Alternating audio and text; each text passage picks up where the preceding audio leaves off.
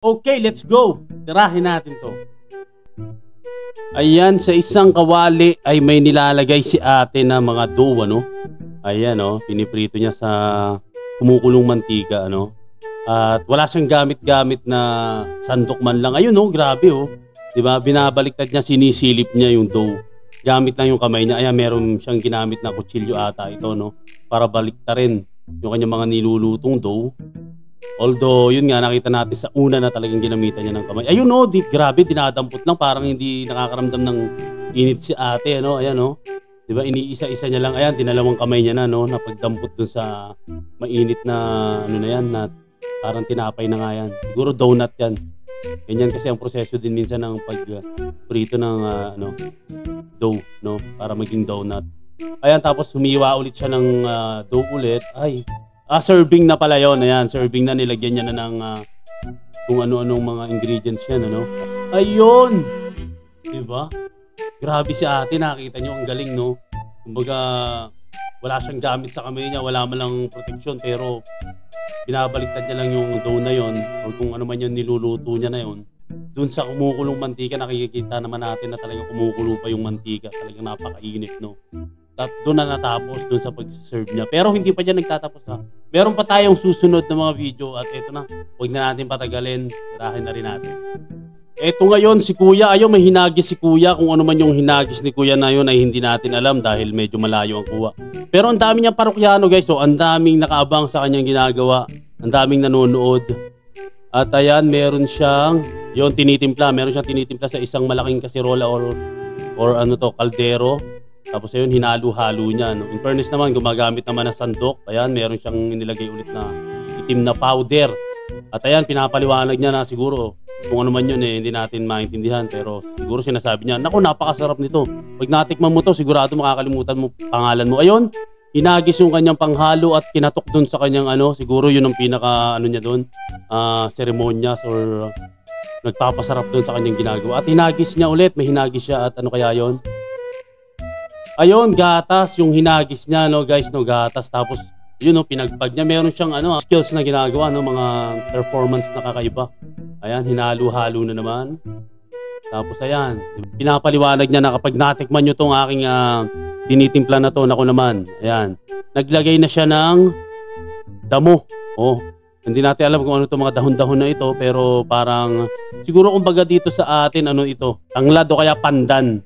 Para mabango at mag-iba yung lasa ng mas lasang masarap yung kanyang ginagawang na to, iniinom. Ayan, meron nang bumibili sa kanya, no, si Kuyang naka-black na macho.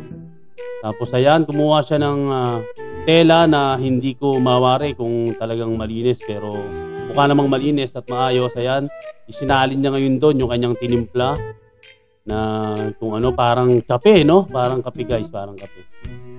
At ayan, sige, nagsalin. After nun, piniga, guys, piniga. Binigay dun sa kanyang sidekick. Ayan, binigay niya kay sa kanyang sidekick na si Robin.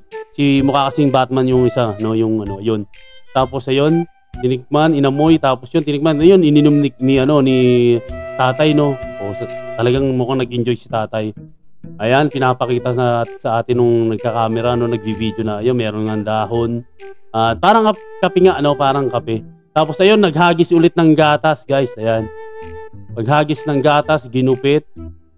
Tapos ayan, sinaboy. Naku naman yan! Pinanligo. Ay, grabe naman.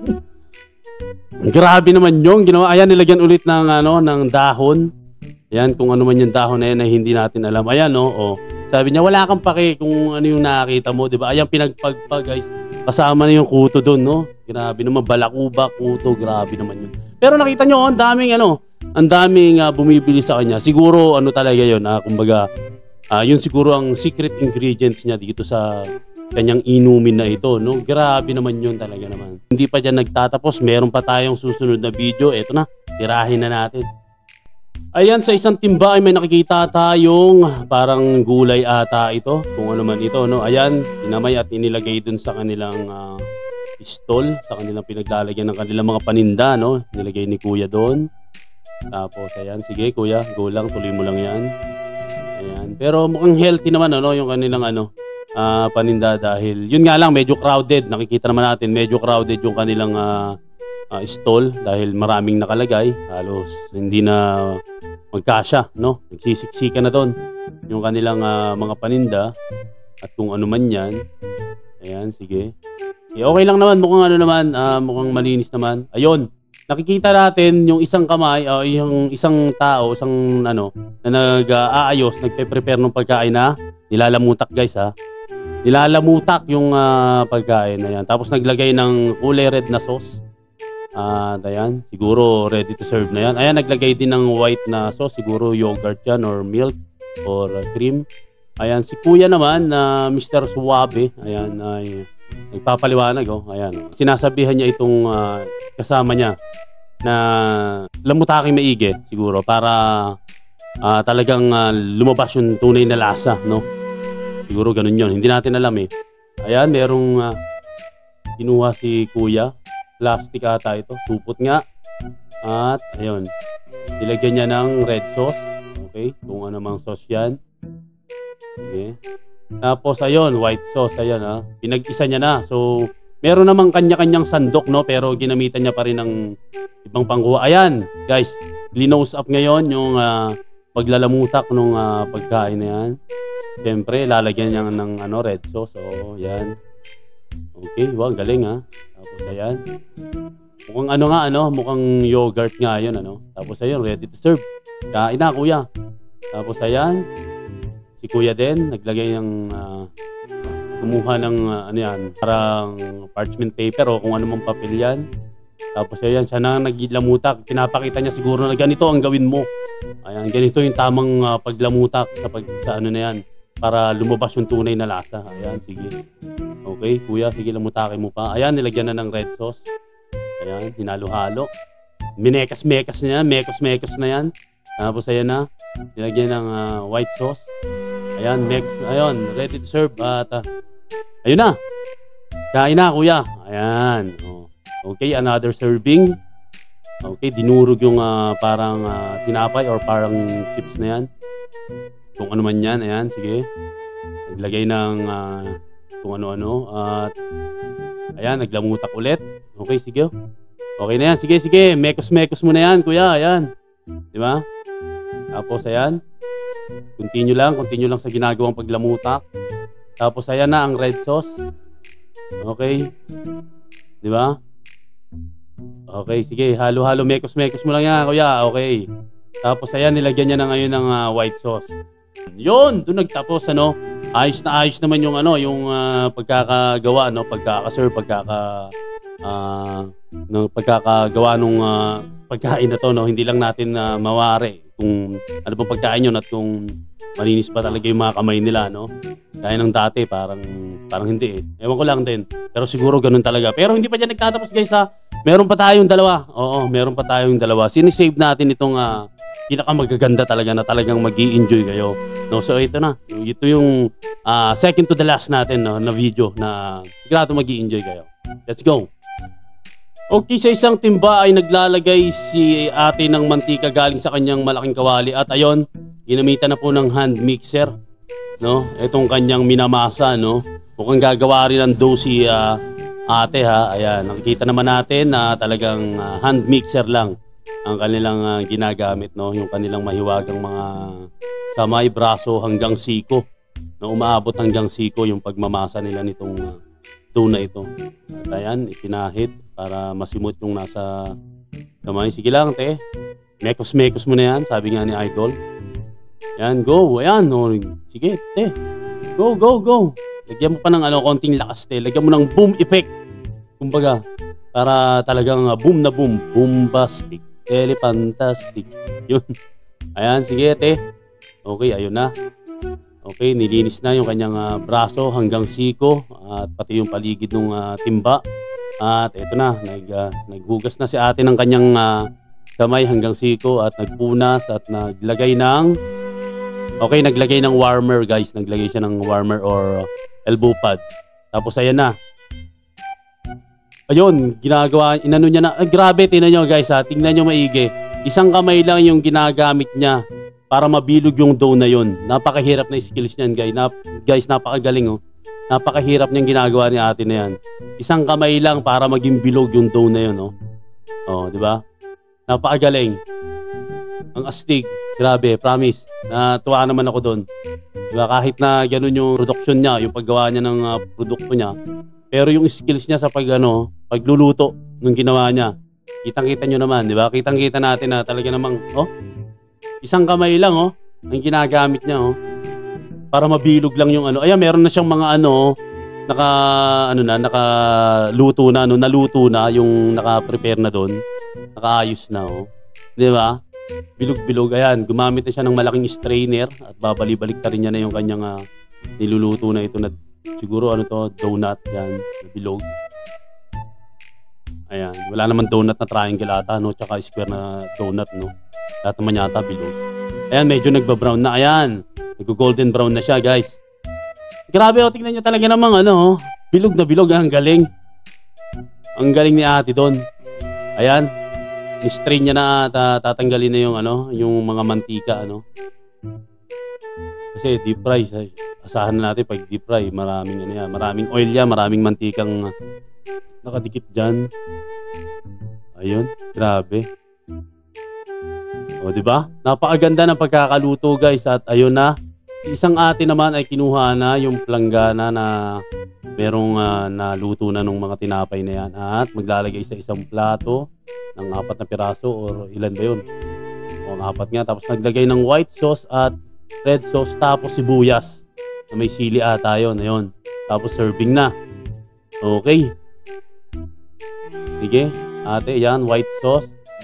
Tapos isa pang sauce. Tapos sibuyas na may sili ata yun. Siyempre, hindi mawala sa kanila yan kasi favorite nila yan, eh. Yan, 4 na piraso again.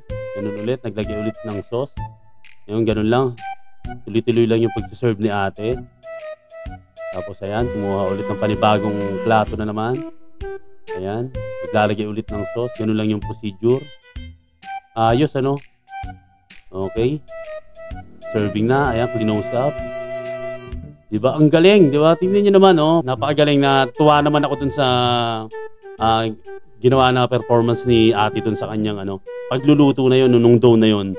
Nakakamangha yun kasi bihira nakakagawa ng ganun. Isang kamay lang, di ba? Isang kamay lang, dukot sa timba, diretso doon sa pinagpiprituhan. After nun, pagluto, bilog, di ba?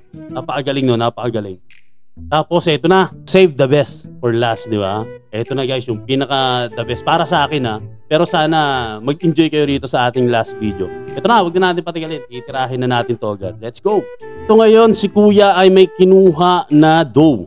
Puro dough production ng ating video ngayon. Ayan, ginamitan niya ng kahoy na na bilog o roller. Ayan yung pinaka wood roller niya. Sige, ayan. Plinatin niya na yung kanyang dough. At okay. Mukhang okay naman, magaling naman. Maganda naman ang skills. Sige, ayan. Huwag mo dyan itutok, kuya, yung nagbibideo. Ikaw naman, dun tayo sa ayan, bilog na, para siyang na siya. Para na siyang pizza dough. Tapos ayan na. Isinalang sa bilog na lutuan. Okay, ayan, medyo nagtutusta na yung gitna. At ayan, pinapahira ni kuya or pinaplatin niya pa. Ay, hindi, may pinapahid siya. Siguro mantika yon, no? At ayan, tinupi-tupi niya na. Then after nyan, ayan, inikot. Sige, kuya, anong sunod mo na gagawin dyan? Okay, binaliktad gamit lang ang kamay, no? Hindi nakakaramdam din ng paso ito si kuya. Hindi nakakaramdam ng init. Hindi rin na papaso ata. Ayan, kinuha niya na. Then, si kuyang isa ay eto. Minasa niya ulit yung dough, no? Pero kakaiba yung pagmamasa niya, guys. Ayan, binugbog niya, guys. Binugbog, oh. Tingnan niyo naman, no? Pinagpapalo. Diba? Abugbog aberna niya, guys, oh. Diba? Sige. Ayan, mapa-Franz Ruiz ka niyan. Nako, sigurado. Sige, bugbugin mo, kuya. Bugbugin mo pa. Ayan. Ayun na, diba? Durug-durug na, guys. Ayan. Yung dough o yung piniritong kung ano man na yan. Tapos, sa isang styro na lalagyan ay doon. Doon ngayon inilalagay pala yun at ayun, nilamutak, tinimbang. Okay, pumunit. Tapos itinimbang doon. Ayan, pinunit-punit sa isang plato. Nilagay. Tapos naglagay ng kulay yellow. Medyo yellow na sauce o sabaw. Tapos naglagay ng parang ano to, parang kwek-kwek. Tapos nag-toppings ng pinaka-sauce niya. Okay. Ayan. Ready to serve na. Yun pala yun. Ayan o. After nyan, anong susunod? Tignan natin. Ayun na. Titikman na ni Kuya. Siguro ito yung nag-video, no? Ayan, pinapaliwanag niya na ito. Kapag tinikman nyo to, diretso kayo sa kubeta. Ayan, oh, yan. Ganyan yung ano nyan siguro. Hindi kasi natin maintindihan. Hindi natin marinig eh. Ayan. Tapos, sige Kuya. Ayan na. Pinapakita niya, oh. Inaano niya. Parang pinipintahan niya pa. Baka mamaya may mga balabalahibo nga naman. Ayan, oh. Mukha naman daw masarap at pag natikman natin ito, sigurado makakalimutan natin ang pangalan natin. Ayan. Mukha namang okay. Okay naman guys kasi ayan. Pero pinag-iisipan niya pa. Nakita niyo yung reaksyon, nakita niyo pinag-iisipan niya pa kung ano yung sasabihin. Kung ano yung sasabihin niya, no? Pinag-iisipan niya pa. Tapos ayan na. Sinasabi niya na dito lang talaga sa bansa na yan makakatikim kayo ng ganitong klaseng pagkain. Ayan. Medyo kahawig ni Kuya pala si si Steph Curry, Steph Curry, pag side view, pero wag mo ipo-full view kasi mag-iiba na yung figura. Pero gwaping si Kuya. Ayun, doon nagtapos guys, no? Doon nagtapos yung mga amazing video natin, no? Dito sa ating channel na ito. Talaga namang, ako nag-enjoy ako guys. Hope na nag-enjoy din kayo sa inyong mga napanood, no? Siyempre, kaya nung dati, ganun pa rin, walang pagbabago. It's no pa rin kasi talaga namang hindi pa rin talaga ganun kalinis. Pero may may improvement na meron na tayong nakikitang improvement na talagang umu-okay na at nagiging malinis na yung kanilang produksyon, no? Yun nga lang, syempre, yung hand mixer, hindi pa rin nawawala sa kanila yan. Talagang hanggang siko or hanggang kilikili, umaabot yung paggagawa nila ng mga produkto nila. Syempre, tao ang kakain yan di ba? Siguro, ganun lang siguro yung nila, yung kultura nila o ganun lang yung pamamaraan nila. Again, gaya ng sinabi ko noon, hindi lang po sa bansa nila may ganyan. Meron din po sa atin yan at abang-abangan nyo na dahil meron na po tayong nakuha. Pero, uunahan ko na po kayo. Itong pong mga video na ito ay matagal na pong nangyari. Pero, sigurado mag-i-enjoy pa rin kayo. Yan muna sa ngayon, no? Yan muna sa ngayon. Magkita-kita po tayo ulit sa ating susunod na video. That's it for today's video. Goodbye and thank you for watching. Hustle hard, hustle every single day. I'll be making moves till I'm buried in my grave.